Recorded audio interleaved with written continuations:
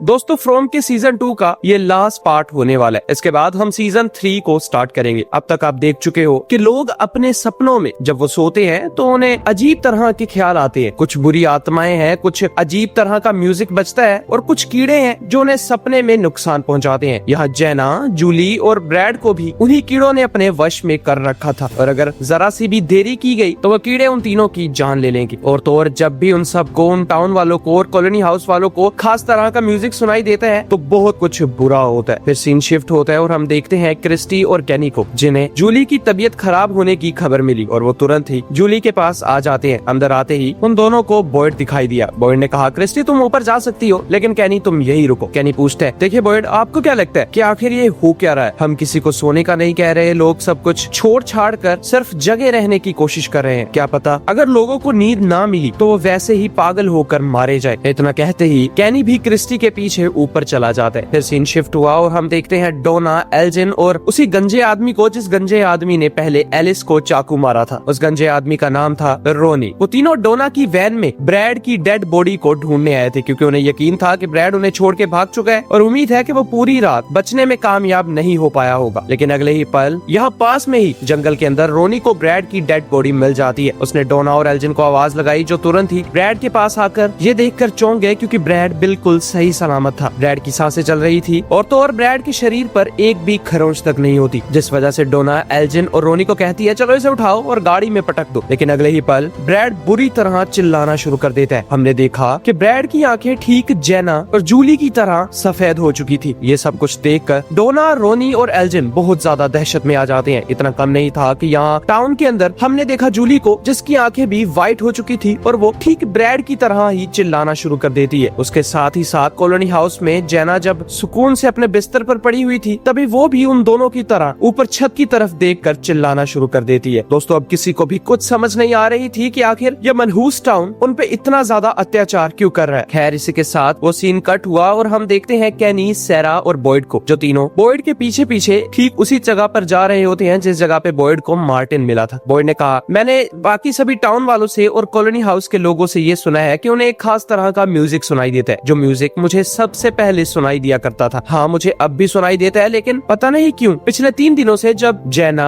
Bread और जूली को दौरे पड़ना या बेचारों की तबीयत खराब होना शुरू हुई है तब से वो म्यूजिक मुझे सुनाई नहीं दे रहा। अगले ही पल बातों ही बातों में बॉयड उन दोनों को लेकर ठीक उसी जगह पर आ गया जिस जगह पे सैरा से अलग हो जाने के बाद बॉयड जंगल से बाहर आया था। सैरा ने कहा, ये नामुमकिन है, आत्माएं कभी भी झूठ नहीं बोलती। उन्होंने मुझसे कहा था कि तुम जल्दी से जल्दी वापस चले जाओ। मैंने तुम्हें पेड़ में डाला और तुम यहाँ से बाहर आए, ऐसा हो ही नहीं सकता। अगले ही पल सैरा को एक जगह से म्यूजिक सुनाई देने लगा जिसे सुन के सैरा कहती है, हमें जल्दी से जल्दी आत्माओं की बात माननी होगी। बॉयड ने कहा, देखो सैरा तुम्हारे नाक से खून आ रहा है। लेकिन सैरा कहती है, आगे और भी बहुत कुछ बुरा होने वाला है, इसीलिए हमें जल्दी से जल्दी इस म्यूजिक को तोड़ना होगा। ये म्यूजिक एक बक्से की वजह से बज रहा है और बक्से की वजह से अगर म्यूजिक तोड़ दिया गया, यानी बक्से को तोड़ के म्यूजिक बंद कर दिया गया, तो टाउन में सब कुछ फिर से पहले जैसा हो जाएगा। अगले ही पल सैरा के शरीर में और उसके दिमाग में बहुत ज्यादा दर्द होना शुरू हो जाता है। कैनी और बॉयड ने उसे सहारा देकर एक जगह पर शांत रहने का कहा। बॉयड को कुछ समझ नहीं आ रही थी कि आखिर ये सिर्फ और सिर्फ मनहूस म्यूजिक सैरा को ही क्यों सुनाई दे रहा है। दोस्तों देखते ही देखते सैरा बेचारी और भी ज्यादा दर्द के अंदर चिल्लाना शुरू कर देती है। यहाँ हर बीता हुआ दिन आने वाले दिन से कम जालिम है। हर सुबह इन बेचारे टाउन वाले और कॉलोनी हाउस वाले लोगों पर एक नया कहर टूटता है। इसी के साथ सीन शिफ्ट हुआ और हम देखते हैं तबिथा को, जो बेचारी जूली के पास बैठी काफी ज्यादा दुखी हालत में अपनी बेटी को देखे जा रही होती है। तभी उसने जिम को बाहर बुलाया और जिम से कहा, देखो जिम, हम यहाँ पे हाथ धरे रखकर नहीं बैठ सकते, हमें जल्दी से जल्दी कुछ करना होगा और नहीं तो हमें विक्टर को इस बारे में बताना होगा। अगर जूली को इसी तरह कुछ हो गया तो हम अपने आप को कभी माफ नहीं कर पाएंगे। लेकिन जिम ने कहा, तबिथा हम इस बारे में कुछ नहीं कर सकते। मगर तभी बातों ही बातों में तबिथा जिम से कहती है, लेकिन हम थॉमस को तो बचा सकते थे ना। दोस्तों थॉमस जिम और तबिथा का सबसे छोटा बेटा था जो बेचारा पानी में डूबकर मारा गया। थॉमस की बात सुनते ही जिम तबिथा पर जरा सा गुस्सा हो गया, जिस पर तबिथा तुरंत ही जिम से माफी मांगती है। लेकिन तबिथा ने कहा, चलो कम से कम हमें अपनी पूरी कोशिश करनी चाहिए। जिसके जवाब में जिम कहता है, अगर तुम कोशिश करने जंगल में गई या यहाँ वहाँ भटकती रही तो हो सकता है कि तुम्हारी जान को भी खतरा हो। जिसके जवाब में तबिथा ने कहा, तो तुम मुझे बताओ जिम, जूली तो कहीं गई नहीं, ना वो जंगल में गई, ना कहीं बेसमेंट में, वो तो घर बैठी बैठी बेचारी बीमार हो गई। लेकिन अगले ही पल हम देखते हैं विक्टर और कैनी की मॉम को, जो अभी अभी डाइनर से घर वापस लौटे थे। तबिथा तुरंत ही नीचे उतरती है और विक्टर को कहने लगी, देखो हमें जूली का इलाज ढूंढने के लिए जंगल में जाना होगा। जिसके जवाब में विक्टर कहता है, देखो जूली का इलाज ना तो इस जंगल में है और ना ही इस दुनिया में कहीं है। जूली को सिर्फ और सिर्फ वो म्यूजिक ही बचा सकता है। ये सुनते ही तैबिथा और जिम बहुत ज्यादा हैरान हो गए। लेकिन तभी विक्टर ने तैबिथा को एक पेंटिंग दिखाई जिस पर एक पेड़ था और पेड़ के ऊपर काफी ज्यादा बोतल्स लटकी हुई थी। विक्टर ने कहा, 2 दिन पहले जिस रात मैं सोया था, यानी जिस रात सभी टाउन वाले आराम से सोए थे, उस रात मुझे सपना आया था। उस सपने में एक पेड़ दिखाया गया, उस पेड़ के ऊपर काफी अजीब तरह की बोतल्स लटकी हुई थी। मुझे बताया गया कि अगर टाउन में या कॉलोनी हाउस में किसी के अपने या किसी करीबी की कोई जान को खतरा हो तो वो इस पेड़ के अंदर चला जाए। ये सुनते ही तैबिथा बहुत ज्यादा रोने लगती है और जिम को मनाने लगी कि आज तक विक्टर की कोई भी बात गलत नहीं हुई, तो प्लीज मुझे वहाँ पे जाने दो, हो सकता है कि मेरे वहाँ जाने से हमारी बेटी की जान बच जाए। दोस्तों अब जिम ना चाहते हुए भी तैबिथा को उस पेड़ में जाने की परमिशन दे देते हैं। तभी सीन शिफ्ट होता है बॉयड, कैनी और सैरा पर, जहाँ पर जंगल के बीचों बीच अब उन्हें कुछ समझ नहीं आ रही थी कि वो अब इस घटिया से म्यूजिक को बंद करें तो करे कैसे। 3 घंटे यहाँ वहाँ ठोकरे खाने और सोचने के बाद उन सब ने ये फैसला किया कि हमें इसी वक्त टाउन वापस लौट जाना चाहिए, क्योंकि 1.5 घंटे में शाम होने वाली है और उनका यहाँ रहना बिल्कुल भी सेफ नहीं होगा। फिर सीन शिफ्ट होते हैं और हम देखते हैं रिची को, जो एलिस के पास एक जगह पर बैठा था। जी हाँ, वही रिची जिसे सबसे पहले ये पता चला कि सपनों में यानी सोने के बाद इंसान अपने आप को नुकसान पहुंचाता है, क्योंकि उसकी बीवी ने सोते वक्त अपनी जान ले ली। रिची काफी ज्यादा अफसुर्दा होकर एक जगह पर बैठा था कि तभी एलिस ने उसे आके सहारा दिया और रिची फिलहाल के लिए तो एलिस की बात मान लेता है, लेकिन उसके दिमाग में काफी कुछ खतरनाक चल रहा था। तभी वहाँ पर फातिमा आई, जिसे देखकर रिची वहाँ से चला जाता है। फातिमा एलिस को कहती है, हमें जल्द से जल्द शादी कर लेनी चाहिए। ये सुनते ही एलिस बहुत ज्यादा खुश हुआ और फिर वो सीन भी कट हो जाता है। दोस्तों यहाँ हम देखते हैं जेड को, जो बार के अंदर बैठा हुआ बोतल्स को तोड़ रहा था, इस उम्मीद में कि शायद उसे कोई तुक्के लगाने की वजह से यहाँ से निकलने का रास्ता ही मिल जाए। लेकिन तभी हमने देखा कि उसके पीछे वही बारटेंडर आता है जिस बारटेंडर को हमने पहले एपिसोड में मरते हुए देखा था। वो बारटेंडर जेड के पास आया और जेड को कहने लगा, देखो इन सब से कोई फायदा नहीं होने वाला। दोस्तों जेड उसकी बात सुनते ही उस पर चौंकता नहीं है, क्योंकि जेड को पता था कि ये भी उसके दिमाग का भ्रम ही होगा। जेड ने यहाँ आने के बाद इतनी ज्यादा बुरी चीजें देख ली हैं कि अब उसे बारटेंडर पर जरा सी भी हैरत नहीं हो रही थी। बारटेंडर ने जेड को लगातार कहा कि तुम मेरी बोतल्स को मत तोड़ो, क्योंकि तुम्हें नहीं पता इन सब लोगों को इन बोतल्स की कितनी जरूरत पड़ने वाली है, या हमें नहीं पता कि तुम लोग यहाँ से कब बाहर जाओगे, तो सब कुछ संभाल के रखो। इसी के साथ सीन शिफ्ट होता है सैरा और बॉयड पर, जो पुलिस स्टेशन के अंदर बैठे जूली, जेना और ब्रैड को किस तरह बचाएं उसके बारे में सोच रहे होते हैं। लेकिन तभी शाम होने वाली थी और बॉयड ने सैरा से आराम करने का कह दिया। यहाँ हम देखते हैं रिची को, जो अब उस जगह पर आया था जहाँ पर कॉलोनी हाउस वाले और टाउन वाले अपनी गन्स रखा करते हैं। वहाँ पर मौजूद एक लड़के को जैसे ही रिची ने कहा कि मुझे एक गन चाहिए, तो वो लड़का इस चीज पर मना कर देता है। तो अगले ही पल रिची ने उसका गला काट दिया और वो बेचारा तड़प तड़प कर मारा गया। रिची ने तुरंत ही वहाँ से एक गन उठाई और फौरन बाहर आ जाता है। दोस्तों उसके दिमाग में बहुत ज्यादा खतरनाक प्लान चल रहा था। यहाँ हम देखते हैं जेड को, जो ठीक उसी गुफा के बाहर आया था जिस गुफा के अंदर विक्टर और तबिथा बेसमेंट से बाहर निकले होते हैं। जेड ने एक रस्सी की मदद से अपने आप को गुफा में भेजने का सोचा, ताकि अगर वो रास्ता भटक जाए तो ये रस्सी उसे रास्ता दिखा दे। जेड आहिस्ता आहिस्ता करके जैसे गुफा के अंदर चलता गया तो उसे अजीब अजीब सी आवाजें आना शुरू हो जाती हैं, लेकिन जेड ने इन सबको इग्नोर करते हुए गुफा के अंदर जाना जारी रखा। अगले ही पल जेड की टॉर्च जलना बुझना शुरू हो जाती है, लेकिन खुशकिस्मती से वो टॉर्च अपने आप सही हो गई। तभी अगले ही पल जेड की नजर एक छोटी सी डॉल पर जाती है, जिस डॉल को जेड ने पहले भी अपने ख्यालों में काफी मर्तबा देख रखा है। तभी सीन शिफ्ट हुआ और हम देखते हैं बॉयड को, जो चर्च के अंदर आकर ईश्वर से प्रार्थना करता है। वो काफी ज्यादा दुखी था और गुस्से में भी कि अगर ईश्वर वाकई में है तो उसने इस तरह की घटिया जगह बनाई ही क्यों, यहाँ पे लोगों को टॉर्चर करने के लिए भेजा ही क्यों, और अगर भेजा है तो हमारी मदद तक नहीं कर रहा। आखिर जरा सा तो हमें इशारा करे ताकि हम भी इस जगह से लड़ने में थोड़े से काबिल हो जाएं। लेकिन दोस्तों इस चीज का कोई फायदा नहीं होने वाला था। यहाँ दूसरी तरफ हम देखते हैं जेना को, जिसकी तबीयत अब बहुत ज्यादा बिगड़ रखी थी। क्रिस्टी बस उसी के पास बैठी रहती। तभी वहाँ पर कैनी आया, जो क्रिस्टी को सहारा देके कहने लगा, देखो क्रिस्टी तुम्हें हौसला नहीं ढाना, तुम्हें मजबूती से काम लेना होगा। लेकिन क्रिस्टी उसकी बात को टोकते हुए कहती है, मुझे पता है हर कोई यही कह रहा है, हर कोई यही कहता है कि सब ठीक है और हर कोई यही कहता है कि जेना को कुछ नहीं होने वाला, लेकिन असलियत तो ये है कि जेना बेजान होकर एक पुतले की तरह पड़ी हुई है। दोस्तों कैनी क्रिस्टी की इन मायूसी भरी बातों को सुनकर बहुत ज्यादा दुख में आ जाता है और फिर वो सीन कट हो गया। यहाँ हम देखते हैं जेड को, जो अब गुफा के मेन हिस्से में पहुंच चुका था। जेड ने यहाँ वहाँ देखा, लेकिन गुफा के अंदर कुछ भी अजीब सा नहीं हो रहा होता। लेकिन जेड ने जैसे ही पलक झपकी तो अगले ही पल जेड के चारों तरफ बड़े बड़े पत्थर पड़े होते हैं। उन पत्थरों के ऊपर छोटे बच्चे लेटकर सिर्फ और सिर्फ जेड को बाहर जाने का कह रहे थे। जेड को कुछ समझ नहीं आ रही थी कि आखिर ये बच्चे आए तो आए कहाँ। दोस्तों ये वही बच्चे थे जो पहले तबिथा को भी दिखाई दिया दिया करते थे, लेकिन अगले ही पल जैसे ही जेड ने यहाँ वहाँ देखना शुरू किया तो वो बच्चे फिर से गायब हो जाते हैं। और तो और जेड को गुफा की छत पर वही निशान नजर आया जिस निशान को वो अब तक अपने ख्यालों में देखता आ रहा है। यहाँ हम देखते हैं विक्टर और तबिथा को जो ठीक जंगल के उसी हिस्से में पहुंच जाते हैं जिस हिस्से में उस दरख्त पर बोतलें लटका रखी थी। विक्टर ने तबिथा से कहा, देखो मुझे नहीं पता कि ये पेड़ तुम्हें कहाँ ले जाए, लेकिन जब जूली की जान पर बनी थी तो मैंने जूली को ठीक इसी पेड़ के अंदर भेजा था। देखो जूली अब सही सलामत है, तो मुझे ये लगता है कि ये पेड़ उन्हीं की मदद करता है जो या तो काफी ज्यादा दुखी हो या जिन लोगों की जान पर बनी हो। इतना ही नहीं, विक्टर ने अब तबिथा को अपना लंच बॉक्स भी दे दिया। विक्टर ने कहा, हो सकता है तुम कहीं खो जाओ तो तुम्हें ये चीजें शायद मदद करे। अगले ही पल तबिथा विक्टर से गले मिलती है और उसे शुक्रिया कहकर पेड़ के अंदर चली गई। और फिर हम देखते हैं तबिथा को जो पेड़ के अंदर जाने के अगले ही पल एक अलग ही तरह के जंगल में निकलती है। तबिथा ने यहाँ वहाँ देखा लेकिन उसे विक्टर या कोई भी दूसरा इंसान नजर नहीं आ रहा होता। वो जैसे ही जरा सा आगे बढ़ी तो उसने देखा कि वहाँ पर एक बहुत ही बड़ा लाइट हाउस मौजूद है, जिसे देखकर तबिथा तुरंत ही लाइट हाउस में चली जाती है। यहाँ दूसरी तरफ हम देखते हैं डोना को जिसने फातिमा और एलिस की शादी पर बॉयड को बुला लिया था और फिर उन दोनों की मौजूदगी में फातिमा और एलिस की शादी हो जाती है, जिसे देखकर बॉयड बहुत ज्यादा खुश हुआ। बॉयड को ये भी दुख हो रहा था कि एलिस की शादी पर एलिस की माँ मौजूद नहीं है, लेकिन खैर फिर वो सीन भी कट हो गया। और दोस्तों हम देखते हैं बॉयड को जिसके हाथ में वही मशाल थी जिस मशाल को लेकर वो उस रात उस गुफा से, जिस गुफा में मार्टिन होता है, वहाँ से बाहर आया था। लेकिन तभी वहाँ पर रिची आ गया जो तुरंत ही बॉयड पर गन पॉइंट करके बॉयड को कहने लगा, यहाँ कोई भी नहीं बचेगा, इसलिए अच्छा यही होगा कि हम सब लोग पहले ही एक दूसरे को मार डालें। बॉयड के लाख मना करने के बावजूद भी रिची गन छोड़ने पर तैयार नहीं होता। जैसे ही बॉयड ने अपनी गन निकाली तो तुरंत ही रिची ने बॉयड के कंधे पर शूट कर दिया, लेकिन तभी बॉयड ने भी रिची पर 4 गोलियां फायर कर दी जिससे रिची मारा जाता है। बॉयड काफी ज्यादा दर्द की हालत में बड़ी मुश्किल से जंगल के उसी हिस्से में आता है जिस हिस्से में उसे मार्टिन मिला था। बॉयड ने तुरंत ही वो मशाल जलाई जिसके जलाते ही बॉयड तुरंत ही उस जगह पर आ जाता है जिस जगह में वो चिमनी से बाहर आया था। बॉयड ने देखा कि एक कोने में वही बॉक्स जिस पर वो डोल नाच रही है, वो डोल लगातार एक ही म्यूजिक बजा रही होती है। अगले ही पल बॉयड ये देखकर बहुत ज्यादा चौंक गया क्योंकि वहाँ पर जूली, जेना और ब्रैड को किसी ने दीवार के साथ बांध रखा होता है। बॉयड ने तुरंत ही उन सबको होश में लाने की कोशिश की, लेकिन इसका कोई फायदा नहीं हो रहा था। बॉयड को कुछ समझ नहीं आ रही होती कि आखिर वो करे तो करे क्या, लेकिन अगले ही पल बॉयड को याद आया कि अगर वो इस म्यूजिक वाले बॉक्स को ही तोड़ दे तो शायद ये सब के सब बच जाए। इसलिए बॉयड तुरंत ही उस बॉक्स को तोड़ने के लिए जैसे ही आगे बढ़ा तो पीछे से उसकी बीवी बॉयड को ऐसा करने से रोकती है। उसकी बीवी एबी कहने लगी, देखो बॉयड, ऐसा करने से हो सकता है तुम इन सबको जान से मार डालो। इसलिए बॉयड फिलहाल के लिए रुक जाता है। यहाँ हम देखते हैं टाउन में जहाँ पर जेना, जूली और ब्रैड तीनों लगातार दर्द से चिल्ला रहे थे। इसलिए बॉयड अपनी पत्नी के लाख मना करने के बावजूद भी उस बॉक्स को तोड़ देता है। उस बॉक्स को तोड़ते ही हमने देखा कि जूली, जेना और ब्रैड फिर से पहले जैसे हो चुके हैं, जिसे देखकर क्रिस्टी, जूली के पिता और बाकी सब बहुत ज्यादा खुश हुए। यहाँ हम देखते हैं बॉयड को जो बॉक्स को तोड़ने के अगले ही पल ठीक उस गुफा से बाहर आ गया और फिर वो सीन कट हो जाता है। जूली जैसे ही होश में आई तो उसने पूछा कि मॉम किधर है, जिसके जवाब में जिम ने कहा, देखो जूली, तुम्हारी माँ मेरे लाख मना करने के बावजूद भी जंगल में तुम्हारी दवा ढूंढने चली गई। हो सकता है उसने दवा ढूंढ ली हो जिस वजह से तुम अब बिल्कुल ठीक हो। लेकिन दोस्तों यहाँ हम देखते हैं तबिथा को जो अब उस लाइट हाउस के अंदर लगातार सीढ़ियाँ चढ़ रही थी। वो आहिस्ता आहिस्ता करके जैसे ही ऊपर आई तो उसने ऊपर आके जो नजारा देखा वो काफी ज्यादा हैरानकुन था। उसने देखा कि उसके इर्द गिर्द अब दूर दूर तक जंगलों के अलावा और कुछ नहीं है। वो कुछ सोच पाती इससे पहले ही उसके पीछे एक लड़का आया जिसने तुरंत ही तबिथा की एक भी सुने बिना उसे लाइट हाउस से धक्का दे दिया और फिर वो सीन कट हो जाता है। अगले सीन में हम देखते हैं तबिथा को जो अब अचानक से अपने आप को एक हॉस्पिटल में पड़ा हुआ पाती है। उसने देखा कि ये हॉस्पिटल उनके टाउन का तो बिल्कुल भी नहीं लग रहा। वो जैसे ही उठी और खिड़की से बाहर देखने लगी तो तभी पीछे से डॉक्टर आ जाती है। डॉक्टर ने कहा, आप हमें मिशिगन बीच पर मिली। दोस्तों मिशिगन बीच वही बीच है जिस बीच पर तबिथा, जिम और उनके दोनों बच्चे टाउन में जाने की एक रात पहले मजे करने के लिए गए थे। ये सुनते ही तबिथा बहुत ज्यादा चौंक जाती है, लेकिन उसे इस बात की जरा सी खुशी भी थी कि वो अब टाउन से बाहर आ चुकी है। और इसी तगड़े सस्पेंस के साथ सीजन 2 यही खत्म हो जाता है। थैंक्स फॉर योर टाइम दोस्तों।